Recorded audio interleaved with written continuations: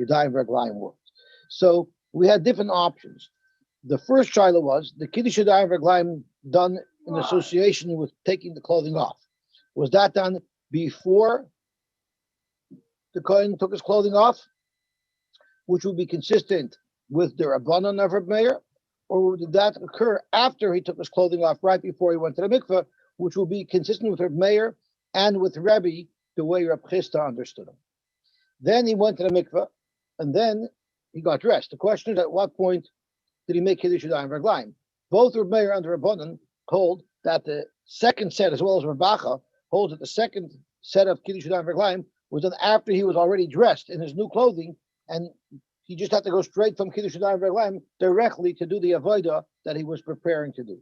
While, according to Rebbe, where Reb Chisda understood him, the second Kiddush Yadayim Reglaim would be before he got dressed, and which means, according to the sheet of Rebbe, the way Reb Chisda understood him, is the Kiddush Yadayim Reglaim was done directly before he got into the mikveh, after he was undressed, and directly after he got out of the mikveh, after he was dressed.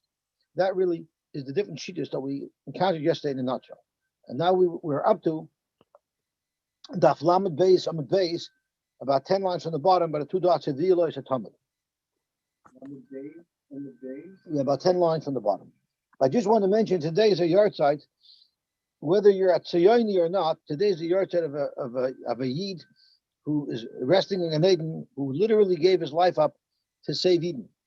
And his name is Mickey Marcus. I don't know if anybody heard of a Yid by the name of Mickey Marcus. Mickey Marcus was a colonel in the U.S. Army, and he was there by liberation, and he helped a lot of Eden, of course, after the war. And then, being that he was a very skilled leader in wars, in 1947, when they were getting ready to declare the state of Israel, he went to Eretz Yisrael to help organize the army. Imagine how much English and Polish Eden, they're going to fight a war. So he actually organized and brought professionalism to the Israeli army. He was mamash miyas in the Israeli army.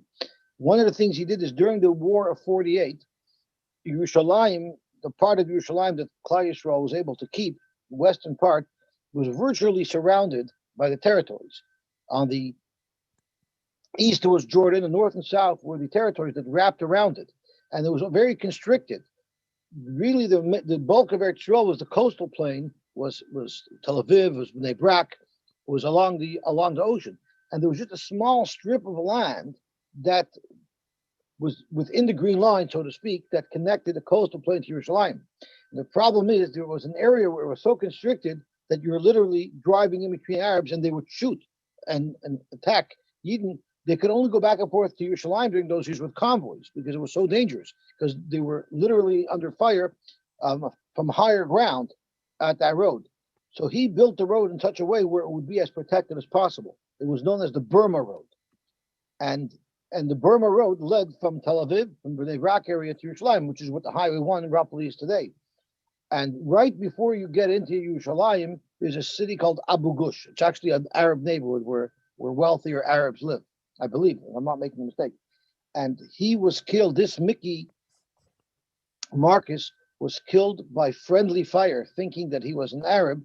He was killed like right at the end of the War of Independence. So he literally gave his life up to save many, many Eden in the War of 48. So his neshama could have an aliyah, needs to be a military Yidal Kodesh Hashem. He be a military for all of Klal Yisrael. Right. There's actually a movie about him.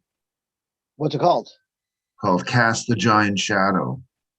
Wow, I've heard of Mickey Mantle. I never heard of Mickey Marcus. And it explains, like you said, how he went to the States and tried to get any army guys from after World War II and arms and guns and anything they could scrape together to help Klal Yisrael.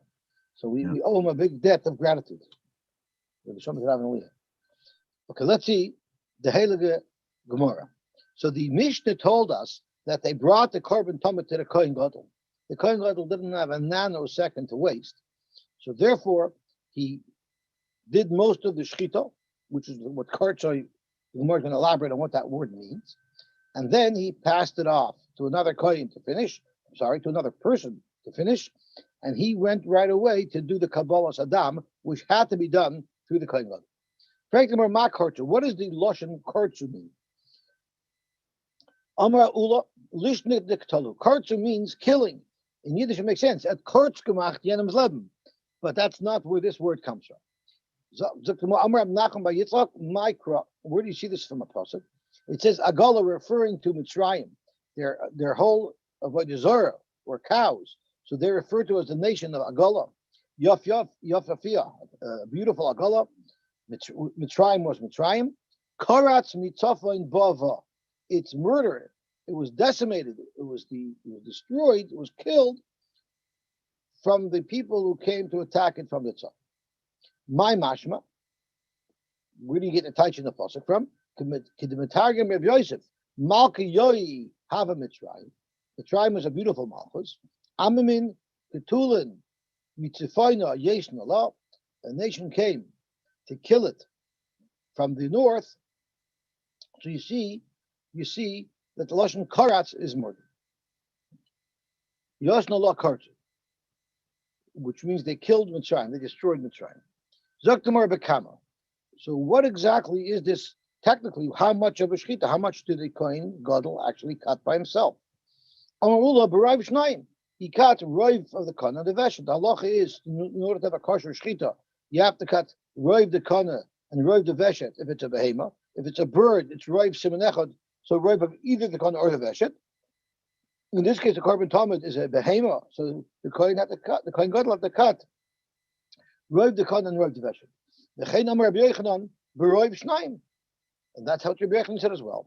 But for Rish Lakish have a B'Raiv Shnayim. Rish Lakish agrees. Don't Rish Lakish.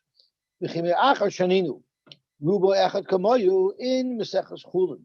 When the Mishnah discusses how much you have to cut to be a kosher shechita, the Mishnah says rubo shalachad kamayu, and then the Mishnah continues with extra information that seems to be redundant.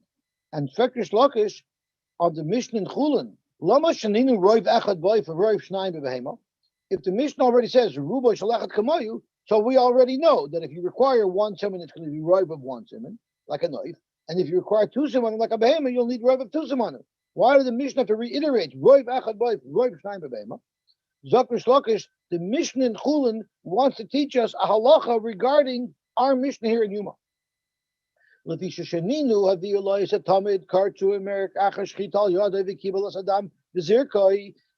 in the Gemara, Yuma, our Gemara, the Mishnah tells us that the Kohen Gadol did a kartzu. You might think that if the Kohen didn't finish the shechita and check the complete simon, it would be possible. So the Gemara interrupts Rish Lakish. You might think that if you didn't finish the shechita, you didn't cut the complete simon, even though you cut roiv, it would be possible. Im Kain, if that's the case, if it would be possible in the event that the Kohen Gadol didn't finish it, well then even if another Kohen finished it, it would also be possible. You know why? Because Im Kain havia le'avoda ba'achar. If it's an integral part of the shechita, and you let someone else do it, the shechita might be kosher, but the korban will be possible because now an integral part of the shechita wasn't completed by the Kohen Gadol. So that's not what Rish Lakish's question was on our Mishnah. Rather, his question was, you might think that if the Kohen Gadol didn't finish those shechita, avad it's a kosher shechita, it's a good avodah. But maybe midrabanan it's possible because maybe they want the Kohen Gadol to complete the whole shechita. Why would they want the Kohen Gadol to complete the whole shechita? So Rashi tells us, why is one making a shechita? Because we need the dam, which is the kapara, when we spritz it on the mizbeach. And it seems like the veins and the arteries are cut after you've already cut Rav Shnayim. So by finishing the shechita, that's when you're really inducing most of the blood to come out, which also answers what David Zolti asked us on the Mishnah. And he asked, I don't understand, it's already bleeding before. If the whole purpose of why the Kohen Gadol doesn't finish the shechita, so that he can quickly grab his kale to be makabel the dam, well, as he's cutting, there's already dam coming out. But it's possible that the main arteries don't get cut till all the way at the end, and by then the Kohen was already able to pass it on to the other person who was finishing the shechita and chap the keli quickly to catch all the blood. because that's what the shechita is for. The kitnan rubish lach kamoy b'chulin. So maybe by chulin, yeah, roy b'shchita is a kosher shechita. But by the carbon, where the whole purpose of the shechita is to get the blood, you might think midrabanan it would be possible if the kohen gadol doesn't shech the whole thing. But kach sheninu, that's why the Gemara back in chulin, that's what the Mishnah back in chulin reiterates after it already says that roy v'semen is enough. It once again repeats that roy v'echad ba'oif v'roy shnayim b'behema. And what does that do for us? So Rashi says, Mishnah Yisera, since there's two extra little comments that the Mishnah made, Roiv Echad Ba'if and Roiv Shnayim B'Behema, we learn that Chada B'Chulun, Roiv Echad Ba'if is referring to Chulun, and the Chada B'Kachim and the Roiv Shnayim B'Behema is referring to Kachim. Zok Rashi Umi de Kamer Esh Lakish. The Lafrusha Hach to say der Yuma Nan La de Shchitas Chulun. Since Rish Lakish said that the Tana made a comment in the Mishnah in Chulun to explain a Mishnah that we're learning here in Yuma, Shmamina Kartudacha B'Roiv Shnayim. So that proves that that's what Kartudacha means in Roiv Shnayim, because that's exactly how Rish Lakish learns Pshat. Freit Dubara Pasha the question. Now that we've established it's not even possible midrabanan if you don't finish the whole shchita. So Lama Lila Mark, why bother finishing? There's no purpose for it. There's no issue there. No issue there. It's 100% kosher if only Roiv Shnayim are cut. But tomorrow, you know why we have to finish it up? Because mitzvah l'marek, and Rashi says mitzvah l'marek kedei lahoitzi adam yafa. It helps, it makes it bleed much more, and therefore there'll be an abundance of blood, which is what we want, because that's the blood that creates the kapar when we put on the mizbeach. Now we're about to embark on an extremely important mission, and we're about to learn pshat in an important brisa that we read every day in Karbanis, Abaye, Mesader, Seder, Maracha, B'Shmei de Gemara, that takes us through the whole order of the Karbanis. And this is not to be taken lightly. And I want to learn what the Shulchan Aruch and what the Mishnah Berurah say about the impact of what we're about to do. So the Shulchan Aruch, right away at the beginning, in Siman Aleph, so it's right there at the beginning, clearly relatively important, or very important. It says as follows: Sif Hey, Siman Aleph, Sif Hey, Toiv, Loimar, Parshas Akeda, Uparshas Hamon, Vaseres Adibros, and what's relevant to us is Uparshas Oila, the Parsha of the Oila, which is the Carbon Tamid, Uminchu Shlama V'chatas V'ashim. So let's have a look-see at the Mishnah Berurah here. Oish Yud Gimel, Parshas Akeda. Koydim Parshas Karbanis. Before you say Parshas Karbanis, we say the Akeda, which we do. You could even say that on Shabbos. The Ein Dai Ba'mira. It's not enough to say. Just saying it, babbling it off, doesn't help at all. Has zero impact. Ella sheyisboinin mashu oimer. And when a person reads those psukim, he must understand what he's saying. V'yakir niflois Hashem, and realize the nisim of the Rebbeinu Shalom that he's reading about when he reads, I guess, the Parshas Hamon. Anybody who says Ashrei, which we do, which we say 3 times a day, twice in Shachris, and once in Mincha, he's muvdach in the B'nai Haba. Gam came by and said. That also means that you're not just babbling the words, rather you understand what you're saying.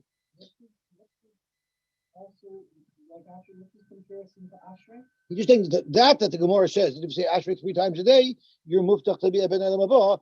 That's only if you understand what you're saying. The Tam Mamiris calls it, and what's the reason for all this? Ki Parshas Akeda is kedei liskor schus b'chol yom. The Parshas Akeda creates a reminder of our schus avos. The Gam kedei lachnia yitzroi, and it will also subdue his yitzhara to Moshe Moshe Yitzchak Nafshay. Mesiras Nefesh is clearly giving up from your zichkeit, from your interest in self-preservation and self-gratification. So reading the Akedah helps us put our own physical needs aside. The Parshas Hamon is Kedei Shiyamin Shekol Mezay Noisev Boyin V'Ashkacha Pratis. All of our money comes to us with Ashkacha Pratis. Uchadichsev Hamarba Loi Hedif and Mamet Loi Yichzer. No matter how much you tried gathering by the month, you ended up with the same amount. It sounds familiar. No matter how hard we work, it doesn't get us anywhere. L'hoyer is to teach us working too hard, putting too much time in, doesn't help. It doesn't help one itty bit. We're trying to internalize that. It's not always so easy. The Isav Yishalmi brachas. And well, actually, I know that I have very, very wealthy friends that never worked a day in their life, and they have more money than I do. So obviously, working makes you not have money. That's because their fathers worked, yes. Oh, that's why. I was always wondering. Okay. These of you Shalmi brachas. Kol Omer, you once taught me that the waiters make the most money. Kol Omer, Parshas Haman. Everybody who says Parshas Haman, muftach loy, shelo yismat mizaynosav. He's muftach, but his mizaynos will not be the smite, will have pernasa. Why do we have to say the Seresh Adibrish? And now we're going to get up to what's relevant to us. Uprasha Karbonis is the Amrinim B'Menachos. We learned in Karbon Menach in Mesechtes Menachos, Zois Torah Chatos, which it says in Parshas Vayikra, and we learn from there that Kala Oisik, the Torah Chatos, Hilu Hikrav Chatos. Anybody who is Oisik in the Parshas of Chatos, it's as if he was actually Makrav Chatos. We have to look at Oish 19 in the Dirshum Mishavura, where it says, if you want to know what this means, look later at Simin Mem Chesed Kot Nalev, Shakavani Dafka Lemisha Misasik Lahavin in Yoni Aparja. That's only if you understand it. It's not just repeating words, it's understanding and internalizing what you're reading. And that takes us to Memches. So it says, Ayrim Pashas Atomit, Upsuke Carbon Shabbos, Ayrim Eichel Pashas Atomit. The mitzvah is to say Pashas Atomit, which we're going to be learning about. That's what Abaya having Masada Seder Hamarocha. This is precisely what we're learning today. V'yesharim Seder Hamarocha, which is for sure, which is exactly what we're learning about Masada Seder Hamarocha. Ribo in Hailam Matat Tzivisonu. We say this every day in Karbanos. If one cannot say it B'tzibur, in other words, you're supposed to say it B'tzibur Dafka. But if you can't say it B'tzibur, Yachal Aimer B'Veisoy, you can also say it at home. The Lachsar Pashas Atomit Levad imatzibor, and you could say it in your house, and you could, and then when you get to shul, you'll just repeat the parsha of the Talmud without repeating all of the kavanas. The yechaven the pamashni kakar b'Torah. When he's reading it the second time, he should have kavanas kakar b'Torah, not to be actually being mekayim the mitzvah of Talmud. You can't be makar the same korban twice. In the Haga medaktikin, the medatkin lisnoineya. There are those who shuckle when they read Parshas HaKarbonos, and there are those who shuckle even when they're talking about it. Dugmas HaTorah shenitna bereses, because the Torah was given with fear. The Shasham Espal, the Chem Shasham Espal, and the people shuckle when they daven as well. Al Shem Kol Atzmaiser Temarna Hashem Mikamocha. So let's see what the Mishnah Berurah says. This is very profound, and it'll give us an appreciation for what we're about to do. Hatamid, V'ibim Makam HaKarban Tamid.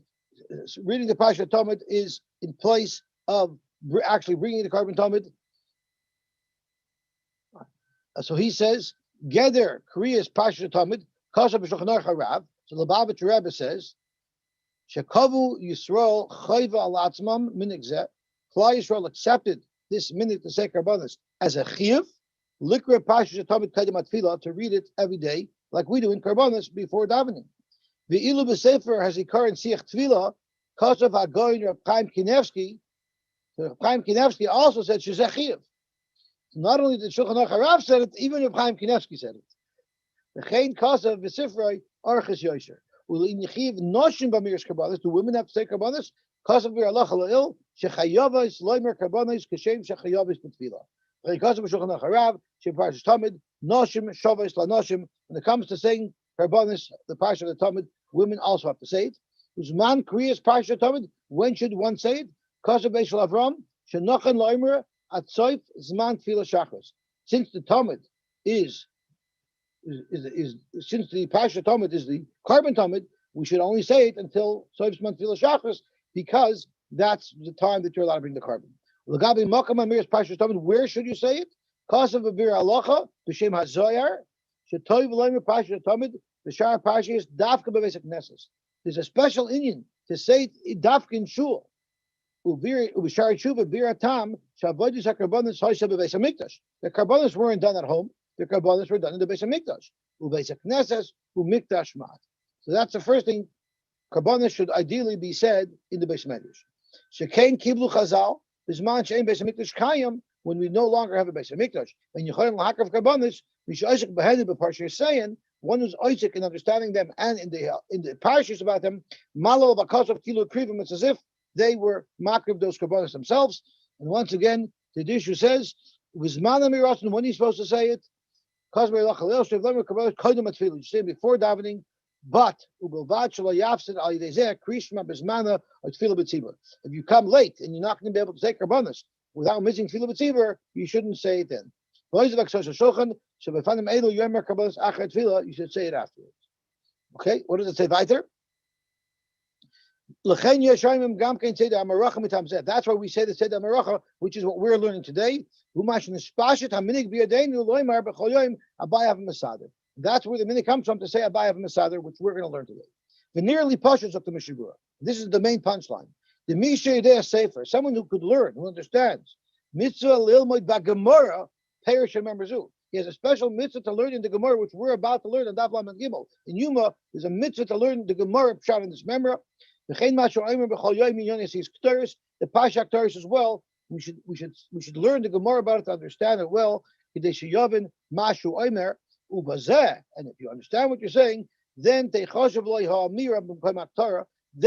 amira of these parshas will be like you were makir the karbanis.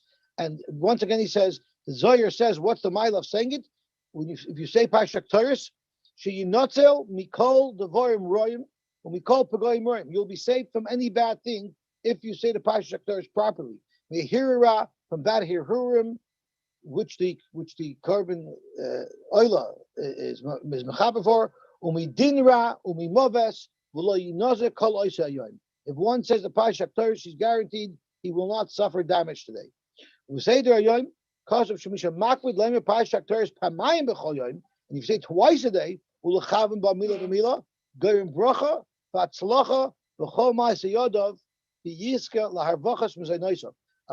good skula that the Seder Hayoim says, I'm not sure who wrote the Seder Hayoim, but a very good skula is if you say it with Kavanah every day, that means before Shachris and before Mincha, it's a skula and you'll be zoiche to have more money. How come no one told this to me until now?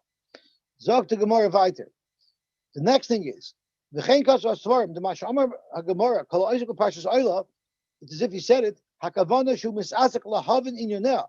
It dafka means that he understands what he's saying. Loi amiris hatevis bovad, not just merely repeating the words. And once again, the Dusha Mishur brings out from the Zohar Kadosh, Amrab Krispedoi, Mishamasker bepiv, bebatek nesiyos, ubebatem midrashos, inyan hakarbanos, bakravasam umachavim bayam. If you mention these in shul karbanos and you have kavana, bris krusa, it's a pact. It's a pact. It's mandatory. The malachim whose job it is to say bad about you in Bezdin Shemaila. Could you imagine? You're literally getting the prosecutors to flip and to say good when they were otherwise going to say bad. So it's very powerful to say the karbanos and to understand the karbanos. Because of Amagan Avram. When you say karbanos, you say it's standing. Dugmas karbanos shayiv amida, because when they were makar for karbanos, they stood. Became kama achonim shechol. There are those who argue. They were primogodim, kosav. To be komakim, but parshas atomid roy lamid. Like when you say the parshas atomid, you should stand. Shekarin betzibur bekoil rom. They say it loud. Gama shekosav berheitev. We should bear chachma shizar lever parshas atomid betzibur meshatz. As well, you're supposed to try to say the tzibur like with the shlich tzibur. I am b'shar tshuva. Hizikal said the shar tshuva argues. Kosav primogodim. Okay, that's a different thing. So I'll call upon them. I'm just trying to highlight the importance of what we're learning today. And now let's see if we have any time to actually learn it today. So let's get started. But I'll call upon them. It's very harsh of what we're about to do. So look the Gemara. Abayi misader hamaracha b'shmei de Gemara v'alibud abashol. Which Rashi tells us what this means in b'shmei de Gemara. Rashi says it means everybody in yeshiva held of it. There are those who learn b'shmei de Gemara means halacha moshe mashina. And this is what he said.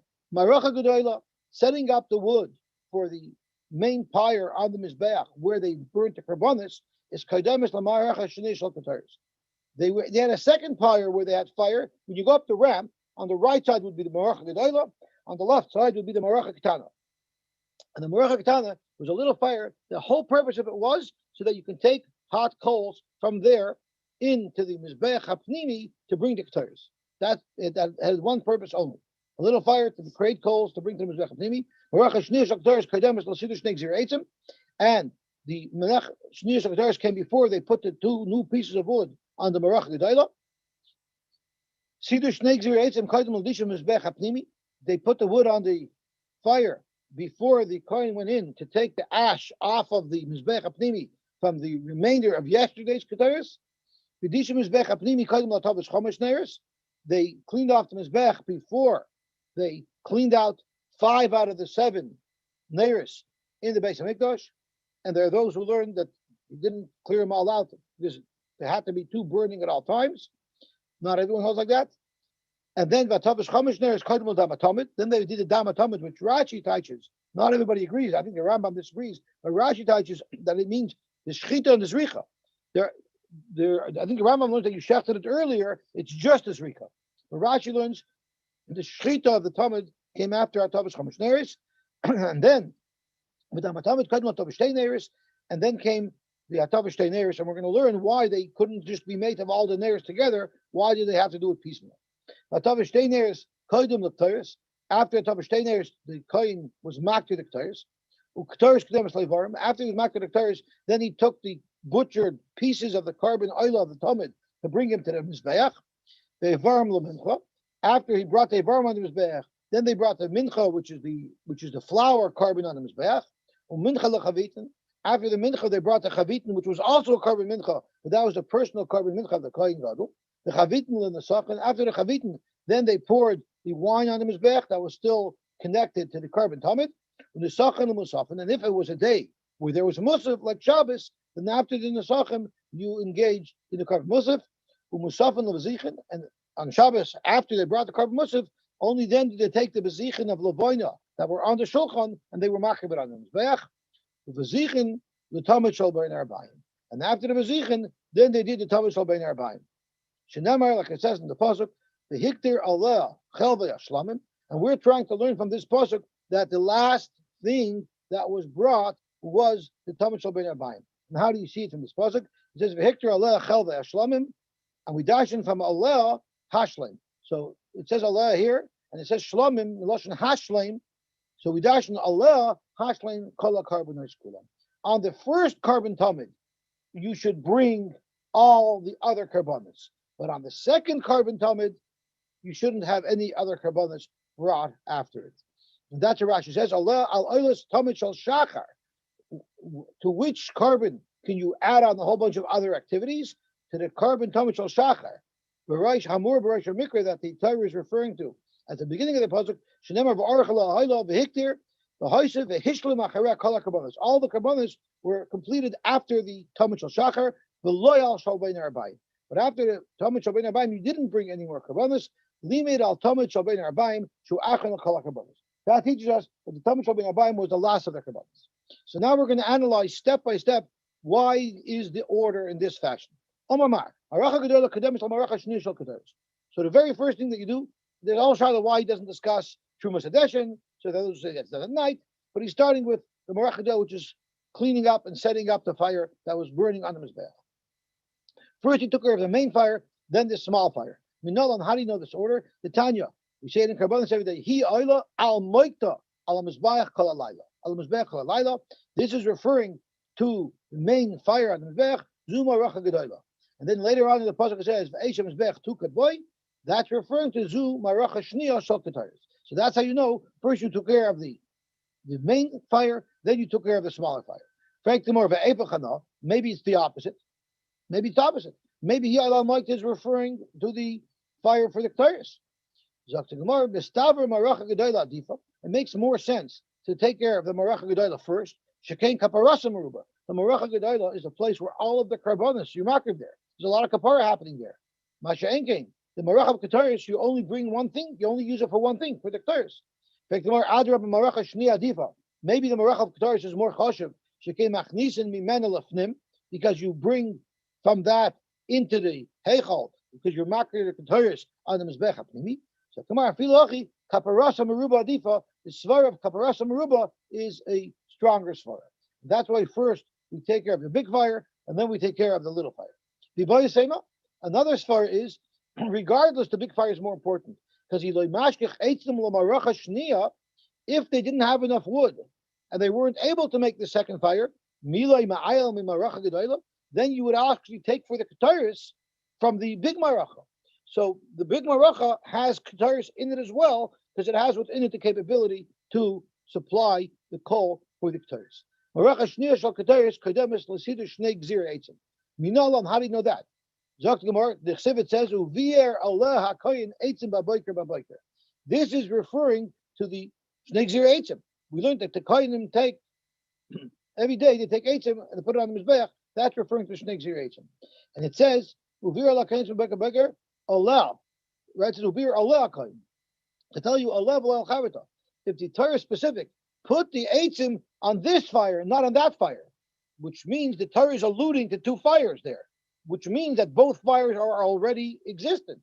So it must be that both fires have already been lit, and only at that point do you put the wood, on the larger fire. How could you make such a deed? You need Allah to tell you that you put it on the fire. Otherwise, maybe you didn't put the wood on the fire at all. It says 2 times Allah in the pasuk. We might as well read the pasuk. That was Allah number 1. Or Allah, it's Allah number 2. So that's how we can learn that Allah is referring to the big maracha, and there's already a small maracha lit. How do you know that? When the Torah is talking about the shnei gzir eitzim, it says Allah ovir Allah kain eitzim baboiker baboiker. So use a double lashon. Baboiker means first thing in the morning. The lashon baboiker the Gemara teaches us means as early as possible.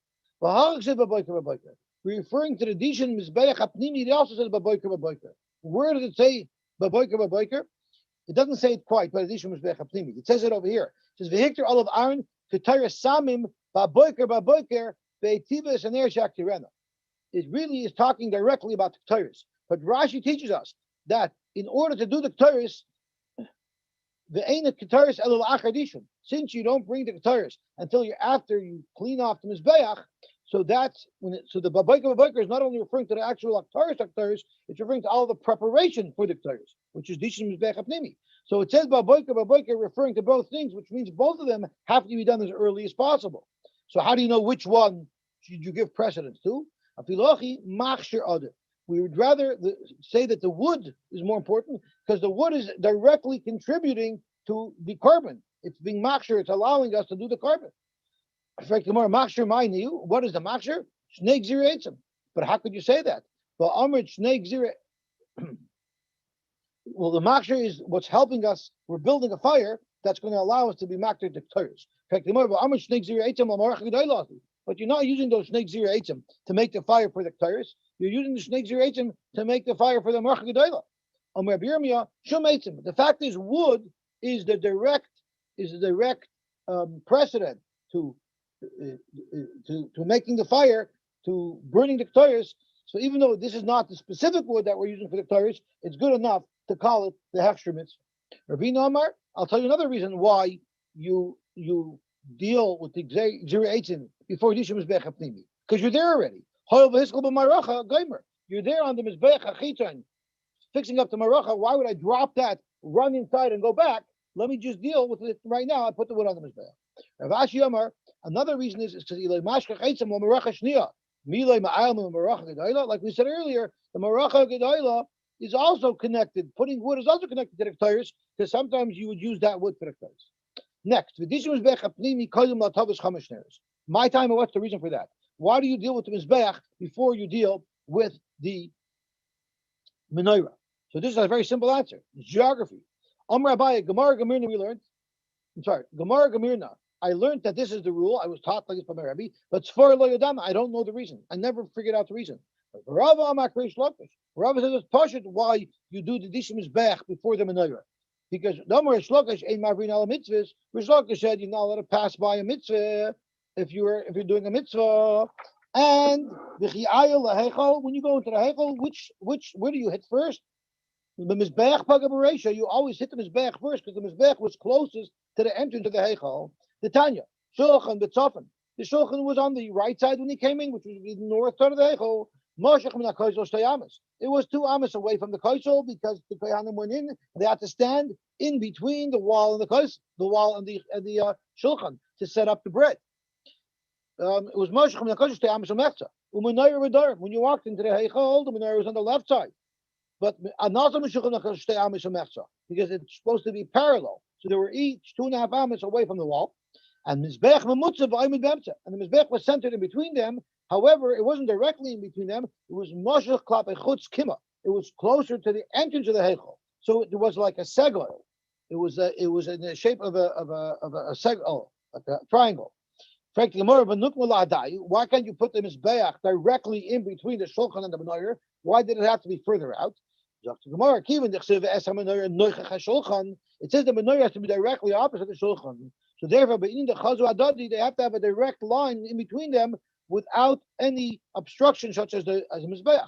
So the Mizbeach is closer to the entrance of the Heichal. It makes sense that when you come in after Ein Mavrin al Mitzvahs, you first do the mitzvah that's available to be done on the Mizbeach, and then you go to the Menorah. Now that we have this rule of Ein Mavrin al Mitzvahs, that Avuri Daira at the Tafta Aser, you're not allowed to push away your Tefillin Shal Yad to put on your Tefillin Shal Rosh first.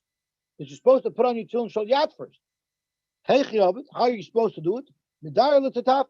First you put on your Tefillin Shal Yad, and then you put on your Tefillin Shal Rosh. And Tosfos learns a little differently. Let's quickly run through Tosfos. Here's Rashi Lanich Tefillin B'Rosh, Kaidim Shenich Tefillin Shal Yad will be Aser. The Kamaver Al Mitzvahs Tefillin Shal Yad, the Paga B'Reisha B'Zroya, Kaidim Shigil Rosh. You reach your arm before your head, and that's what you should do it first. So the problem is the Kasha, the Perushai, the Ma'ir B'Di Rosh Lakish. Why do we need Rosh Lakish to tell us that? It's a pasuk. Because it says Kshartim Lo Yishal Yidecha, and then Vayul Tayt B'Speyanecha. So therefore, Rabbi Tam says there's another halach you learn from it. Dr. Ben Tam, in the name of High Goyin, that, and this is how we learn, the Ayir B'Shasha Chayil Tefillin Manichem B'Tik. When you're putting your tefillin away in your tefillin bag, Shal Yav Oishim Shal Yad V'Yitnem B'Tik Tchila. If you have a deep, long tick, so if you put in the Shal Yad first, and then the Shal Rosh, so then when you come to put on the tefillin the next day, your Shal Rosh is there first. You have to take it out, and then you reach to the Shal Yad. So you should make it that the Shal Yad should be most accessible. So when you reach for it, you'll get it first. That was one shot. And Rabbi Elio Mefarish that it's talking about when you're mamashish on your tefillin. We regularly touch our tefillin. We kiss ourselves. You should always touch your Shal Yad first, and then your Shal Rosh, and not the other way around. Because again, it's also in my brain al mitzvahs, and this halacha is also negeh tonight when we cut our challah. The minig is to cut the challah on the bottom first. Right, you have a challah top, you cut the lower challah first, but you should put the challah towards you, so the challah should be closest to you. Once again, also in my brain al mitzvahs. Zok more about it. Vatavish chamish neres is kodim ledam hatamid. That comes before you shech the carbon tamid. The dam hatamid kodim latavish teineres. My timer. What is the reason for this? Amar Abaye. Hahuba boiker baboiker the shnei gzira eitzim. Remember we mentioned earlier that it said baboiker by shnei gzira eitzim, but we didn't use it to tell us anything because we ended up saying that the shnei gzira eitzim are first because they're the machshir the mitzvahs, right? Or because you're there anyway. So now that we don't really have anything to learn from the baboiker to tell us to rush things up. So the loitrich, we don't need these 2 extra word baboikers. So let's split up these 2 word baboikers and let's export 1 word baboiker to one place and one to another place. Shadinu lahacha. Chad shadyu latavish chamishneres. 1 add to the atavish chamishneres. The liktimi the damatomid, that they should come before the damatomid. The chad shadyu the damatomid, and give the other baboiker to the damatomid, the niktimi latavish teineres. So zok the Gemara. Chad shadyu latavish chamishneres. The liktimi the damatomid. Send 1 baboiker that's extra to the baboiker that it already talks about when it's talking about the Ketores, which also refers to the menorah. The litmi damatomid to tell you that it should become before the damatomid. The hakatlasa. I already have a baboiker, Ketores, which is also referring to the menorah, and I'm adding a 3rd one to it, the one that I exported from Egypt. So now I have 3 baboikers. Hakatre. And when it comes to the damatomid, it says baboiker once. It says baboiker once. It says there's a kevis echad tasa baboiker. It says baboiker once. We're sending it another baboiker. Therefore, the chad shadi ladamatamid the niklevi latavish teineres. And so you have the two extra babokers. You add one of them to the two babokers, referring to the Atavis Chomish Neris, which now makes it first. And then you take the other one and you add it to the baboiker that it says by the carbon tamid to make it second, and then only afterwards you do the Atavis Neris. You might ask, maybe skin the cat differently. Avagab the hacha tray, even though the Hatavish Neris also has tray, because it's the same. I'm sorry, you're right. The Hatavish Neris has two as well, and therefore, since it has two, why maybe it should come before the Damatamid? So tomorrow, mechaper adam. We still will make the Damatamid come first because the Damatamid is mechaper. Because the Oila Rashi says is mechaper on an assay, and in the Loisa shenitik lasay. Amalei Papa Labai. So Papa asked Abaye, maybe you should do it differently. Maybe split these baboikers up differently. Maybe give one to Dishim Mizbech HaPnimi, the Niktim Eladamatovid, that should say that the Dishim Mizbech HaPnimi should come before the Damatovid, which we hold like that anyway. The Hacha Tlasa, because then the Dishim Mizbech HaPnimi will have three, the Hacha tray, and the Damatovid will only have two. The Chad Chaja, the Damatomid, and then one give to the Damatomid, the Niktim Latavish Chamishneres, that it should come before the Chamishneres. So what Papa is suggesting is maybe the Damatomid should be before Atavish Chamishneres. We're learning, Abai is learning that you have Atavish Chamishneres, then Damatomid, then Atavish Teineres. But Papa is saying no, maybe the Damatomid, maybe you should shak the carbon tamid before you even touch the menorah, and then you have Chamishneres, and then you have the Steineres. The Avagav, the Hacha tray, the Hacha tray, Mechaper Adam. We know that the Damatomid should come first because it's a Mechaper. Zok Gemara, the reason why we cannot put the Damatomid before the Atavish Chamishneres is because we need an avoida to separate in between the Atavish Chamishneres and the Atavish Teineres.